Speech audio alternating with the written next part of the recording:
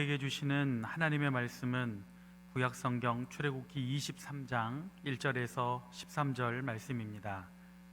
너는 거짓된 풍설을 퍼뜨리지 말며 악인과 연합하여 위증하는 증인이 되지 말며 다수를 따라 악을 행하지 말며 송사에 다수를 따라 부당한 증언을 하지 말며 가난한 자의 송사라고 해서 편벽되이 두둔하지 말지니라.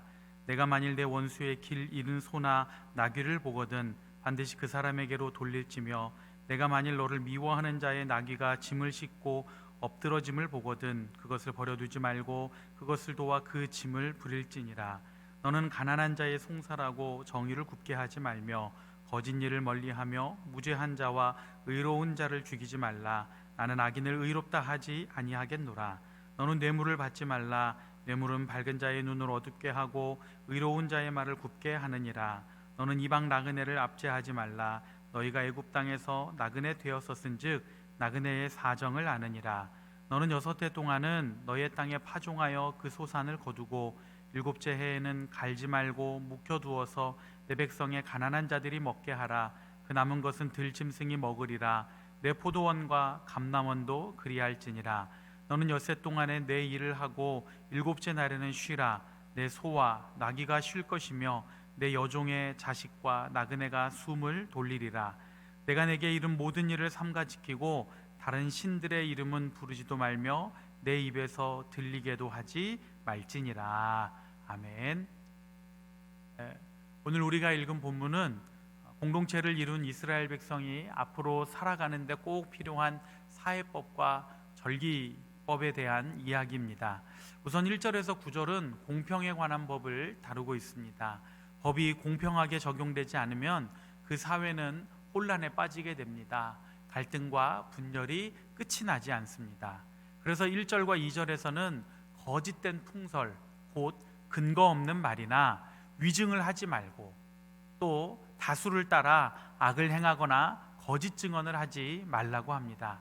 이것은 십계명의 제9계명을 위반한 것입니다. 제9계명은 내 이웃에 대하여 거짓 증거하지 말라고 말씀하고 있으며 거짓 증거의 결과로 억울한 피해자가 발생하게 됩니다.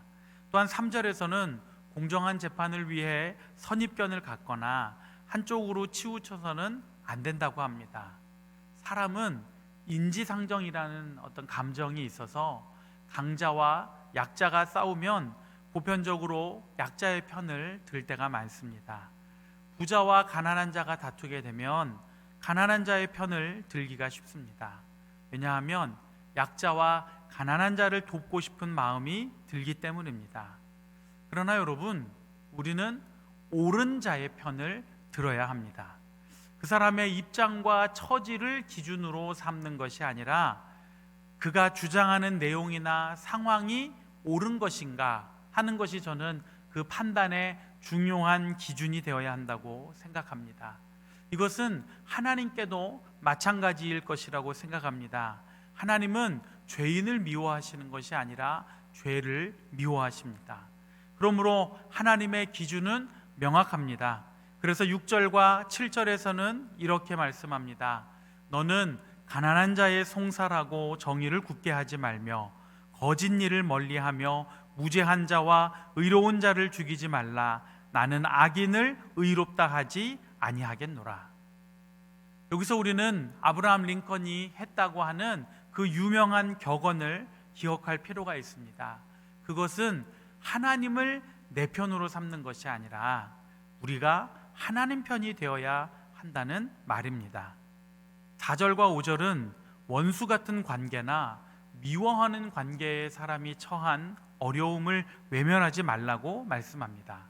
가령 원수의 소유인 소나 나귀가 길을 잃은 것을 보면 외면하지 말고 그 소나 나귀를 원수에게 데려다 주거나 돌려보내 주어야 합니다.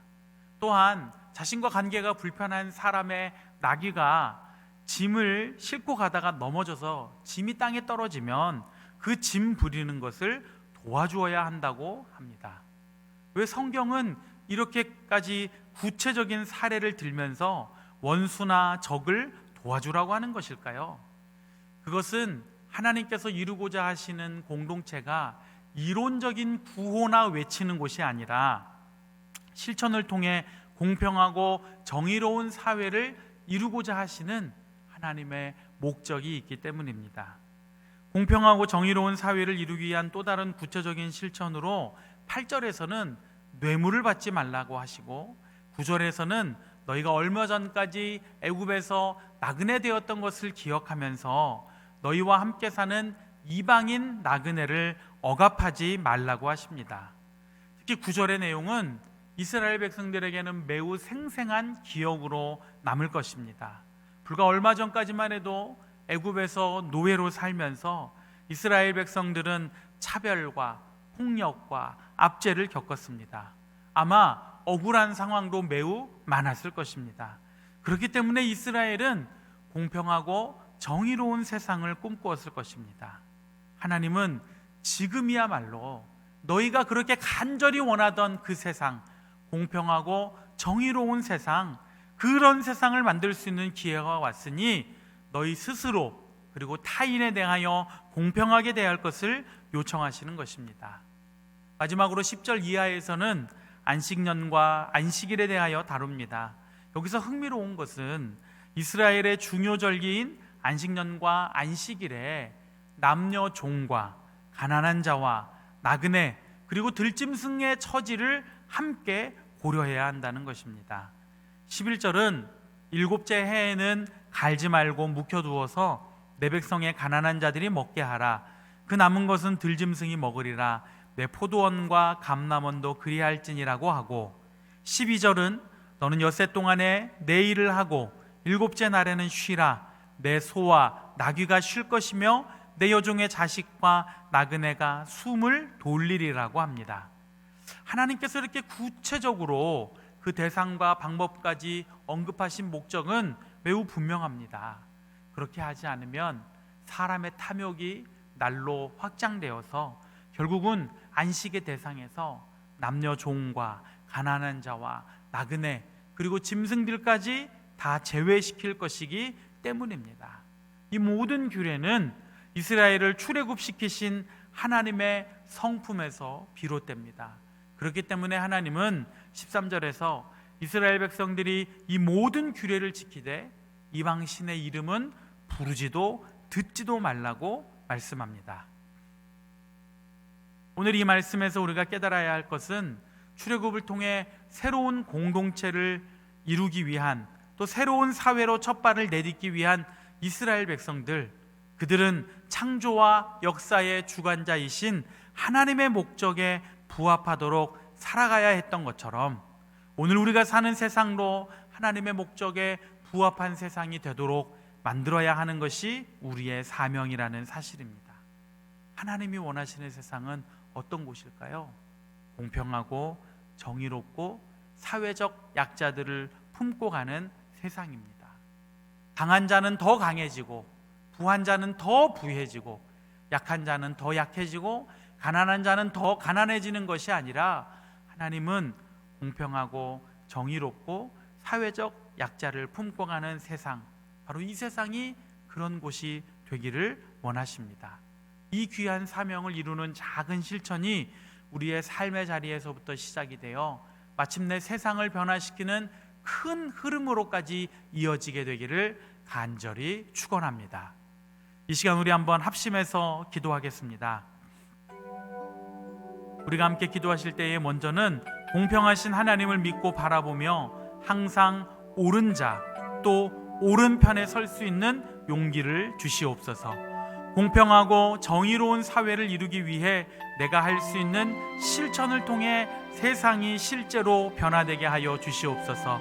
마지막으로 모든 사람을 품으시는 하나님의 사랑을 닮아 용서하고 품어주는 사랑의 사람이 되게 하여 주시옵소서. 우리 세 가지 기도 제목 가지고 합심해서 기도하겠습니다. 사랑과 은혜가 풍성하신 아버지 하나님, 우리 주님의 크고 놀라우신 은혜와 사랑을 감사합니다. 오늘 주님의 말씀을 통하여 하나님께서 이제 새로운 공동체로 새로운 사회로 첫발을 내딛는 이스라엘 백성들을 위하여 어떤 것을 말씀하셨는지 다시 한번 알게 되었습니다. 공평하신 하나님, 정의로우신 하나님, 또한 약자들을 품으시는 하나님, 그 하나님 하나님을 닮아 하나님 저희들 이 세상을 살아가기를 원합니다. 무엇보다도 공평하신 하나님을 바라보고 믿으며 옳은 자의 편에, 옳은 사람들의 편에 설 수 있는 저희들이 되도록 용기를 주시옵소서. 그래서 저희들이 하나님이 원하시는 세상을 저희들의 삶의 자리에서 아름답고 멋지게 만들어갈 수 있도록 주 하나님 아버지 도와주시옵소서. 또 이 세상을 공평하고 정의로운 사회로 만들기 위해 내가 할 수 있는 실천을 행하게 하여 주시옵소서. 그것이 때로는 작아 보이지만 그 작은 실천을 통하여 내 가정이 변하고, 직장이 변하고, 사업이 변하고, 우리 교회가 변하고, 이 대한민국이 변하고, 세계가 변하는 놀랍고 놀라운 일들이 반드시 나타나도록 아버지 하나님 붙잡아 주시고 인도하여 주시옵소서. 또 모든 사람을 부르시는 하나님의 사랑을 담기를 원합니다. 하나님은 어떤 사람이든 부르시고 그들을 사랑으로 인도하시는데 저희들이 주님을 닮아 그 아름다운 사랑의 실천을 행하게 되기를 간절히 바라고 원하오니 아버지 하나님 저희들 한 사람 한 사람을 붙잡아 주시고 하나님을 닮은 사랑의 사람으로 이 세상을 변화시키는데 저희들 한 사람 한 사람을 사용하여 주시옵소서.